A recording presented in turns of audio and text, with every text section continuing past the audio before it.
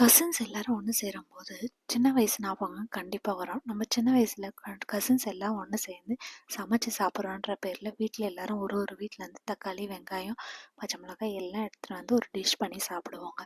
அந்த மெமரிஸ் அந்த நாள்லாம் திருப்பி வந்தால் நல்லா இருக்கும்னு தோணும் இல்லைங்க. அப்படி ஒரு நாளில் தான் எனக்கு இன்னைக்கு அமைஞ்சிருக்கு. ரொம்ப நாள் கழிச்சு நாங்கள் எல்லோரும் மீட் பண்ணும்போது பிரியாணி தான் ட்ரை பண்ணுவோங்க. 10 பேருக்கு சமைக்கிற மாதிரி பண்ணோம். எல்லாம் நாங்கள் கசின்ஸ் எல்லாம் செஞ்சு சமைச்சு பெரியவங்களுக்கு கொடுத்தோங்க. பெரியவங்க அப்போ திட்டினவங்கலாம் இப்போ பாராட்டி தள்ளுறாங்கங்க. எவ்வளோ பெருசாக வளர்ந்துட்டோன்னு எங்களுக்கே தெரியலங்க. பசங்க சின்ன குழந்தைங்க ஆளாளுக்கு எல்லாரும் பிஸி ஆகிட்டாங்க.